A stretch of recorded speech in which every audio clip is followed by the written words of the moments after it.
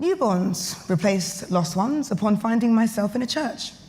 I fell in love with God, with Jesus, his actions, his character. I read the Bible and loved its metaphors, its hope. It's what propelled me into becoming a poet. It was clear I liked telling stories. I was told to apply for something called a drama school, so I dropped out of uni, again. It was my second go at it, and in 2 years I'd been to only one English lecture. The lecture was fine, it was good, but bumped into a friend on the way out and found out I'd just sat through a lecture for law students. I had no idea I'd even taken notes. So I left to tell stories. My mum was concerned. She was an NHS mental health nurse at the time, and what could she do but watch my future fall into uncertainty? Where was I climbing to? Why was there no clear sign of safety at the end of the ladder? I got in to a drama school in a year of only 23. A drama school in my square mile. I'd grown up walking past it my whole life, not knowing what it was, and now I was a member of its family. I was told its theatre attracted agents from far and wide, and during the final year, they'd come to see us perform and sign the hottest talent, like kids scrabbling for a sweet from above. Silk Street Theatre, where the hottest talent met the hottest agents to partner with the hottest casting directors to produce the hottest period dramas. I was the first black girl they'd accepted in 5 years, coined by my head as the elephant in the room. This was my third attempt at uni. I'd still never been into a pub, to a festival, I just hadn't. I'd never watched 40 Towers or Red Dwarf or heard of any festival in Edinburgh, I just hadn't. And struggled to converse on things I didn't know about. I was watching a lot of TV, Seinfeld, Moesha, Golden Girls, Buffy, shows no one really spoke about. So I spent most of my time in the corridor, perched like a falcon, and retreated into my hood. I was called a nigger twice in drama school. The first was by a teacher during a walk in the space improvisation that had nothing to do with race. Oi, nigger, what you got for me? We students continued walking in the space, the two black boys and I glancing at each other whenever we passed. Who's she talking to? We'd whisper. Boy, not me. Nah, that was for you. Passing around responsibility like a hot potato, muffling our laugh snorts. I wonder what the other students thought of our complicity. The second time was a girl in my own year. After class, myself and the same two boys found ourselves perched in the corridor. She passed and waved. See you later, niggers. Well, we three blacks of Orient were posed with a dilemma. Niggers, plural. This hot potato belonged to all of us. I chose to act. I called her back and calmly gave her sound advice. She smiled, continued on her way, and never said sorry. Drama school was problematic in so many ways. As an evangelical Christian, the plan was to teach the homosexuals about Jesus, but I accidentally ended up becoming best friends with some of them and learning from these other kind of misfits. Yes, homosexual bonds replaced biblical ones. I still love the character of Jesus. I just started paying attention to the stuff written around him, written by people who simply knew how to write, and I didn't care for what I read. We were told at school, if we wanted to pursue this, we should be yes people and expect to be poor for the rest of our lives. Climb because you want to tell stories, and I loved the concept. All of us, united, climbing towards storytelling at the risk of poverty, screaming, yes! In a class exercise, however, the teacher commanded we run to point A if our parents owned a home, or to point B if they didn't. When everybody else ran to point A, and I found myself isolated at point B, I was astounded. Had landowning taken over my blackness? Why did this exercise even exist? I thought, then blogged about it. Not about how hard it was not owning a house. I wrote about the resilience born from having no safety net at all, having to climb ladders with no stable ground beneath you. On top of it all, our ladders were faulty.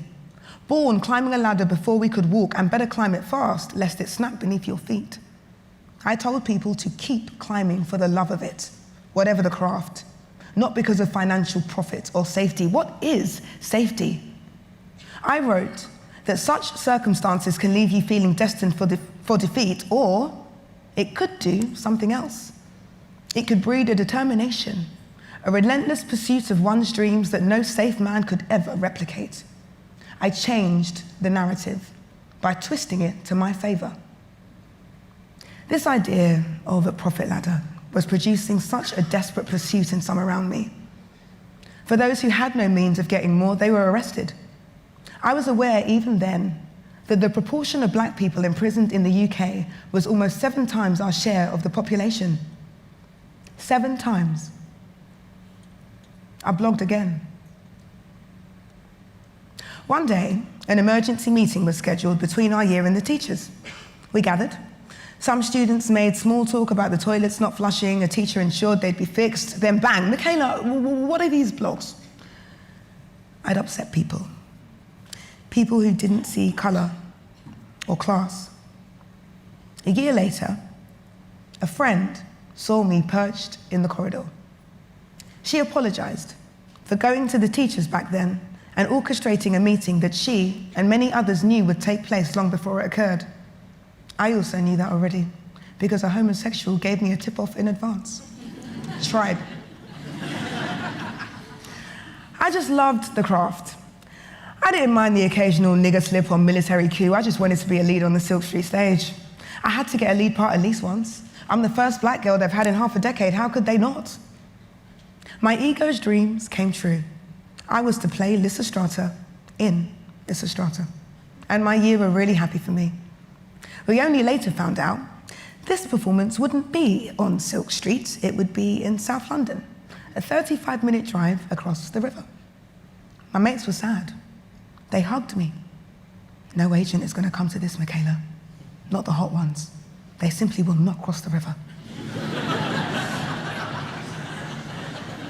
I lived in E1. Everyone who lives in E1 knows. We live by the river, but even we don't cross it. Now, there was always an option to remove yourself from a main show to do a 15-minute solo piece. Rarely did anyone do this, as it wasn't on the Silk Street stage, it was in the basement. But this wasn't about agents anymore. It was a chance to create something that wasn't a period drama designed in period costumes. I wanted to make something for this period. I wrote a dark comedy called Chewing Gum Dreams, a title born from an image in my mind of a tall council flat, tall as the Tower of Babel, winged falcon soaring around its highest floor in perpetual circles, watching the jet planes and helicopters fly by, curious of life beyond their tower, but terrified of leaving it. Their wings were weighed down by gossip, dissemination, rivalry, fitting in, but also by love, passion, dreams. There's only so much a falcon could carry, so he'd offload the things society taught us were most superfluous: dreams, love, and passion. And down they'd descend.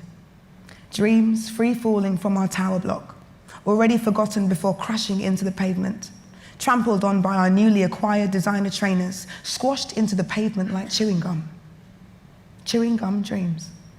I played 11 parts. The response in that basement was something neither I nor they had ever experienced, and on that high, I did what I do best. I dropped out. A university graduate acquired land in Hackney. He turned it into a theatre and accepted my play for a 4-day run despite my submission being late. Having read the script, he gave me 2 notes, crucial notes. I listened. The rest, however, direction, set design, costume, flyer design, marketing was down to me. I advertised on social media that if you met me in Tinseltown, I'd buy you a milkshake if you bought a ticket. The milkshake brought a lot of people to the yard. I sat there from 1 p.m. till 1 a.m. Ticket sales increased. I did this while editing and rehearsing the script. It was exciting. My show went up, and the audience went up with me, on my wings, responding, understanding, laughing, and crying in every place I hoped they would. People came who looked at things the way I did and saw they didn't fit. Some felt they'd spent most of their lives being judged and disempowered before even speaking. The misfits were inspired to create. So I continued speaking. As an actor at the National Theatre, I remained there for a year, playing and bonding in various plays. I even had a 4-day run of Chewing Gum Dreams in the Shed, a temporary theatre. It was great. Many more misfits came. The play was read by a production company that sat under the umbrella of a huge production company. They asked if I wanted to make a TV show. Yes, of course, holy shit, yes. They suggested I omit dreams from the title. I said, yes, of course, holy shit, sure. First, I was to write and read a 20-minute version of what I imagined the show to look like and invite a small audience for a channel who were interested. I was then asked to write 3 5-minute scenes of TV to be uploaded onto the internet. Those were the first attempts at scenes I'd ever written for TV. I had no practice, obviously. I was an outsider. Yes, outsider. Not in a bad way, I wasn't out in the rain, I just wasn't here. When people mention diversity, I guess we mean people who aren't watching or making much of our telly, creatives outside of this industry. I can't use the word diversity because really I couldn't get clarity on it. I can't use outsider because the in-out thing becomes reminiscent of Brexit, so I'm going to take on another existing word, misfit, and change the meaning of it just for this lecture. I've already made my own website with a dictionary definition here, and I'll read. The term misfits takes on dual notions. A misfit is one who looks at life differently.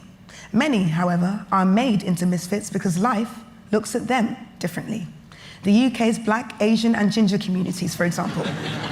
And there are many other examples. The term misfits can be cross-generational and crosses concepts of gender or culture simply by a desire for transparency, a desire to see another's point of view. Misfits who visibly fit in will sometimes find themselves merging with the mainstream for a feeling of safety. Synonyms: outsider, falcon. I'm calling any challenge to my definition fake news.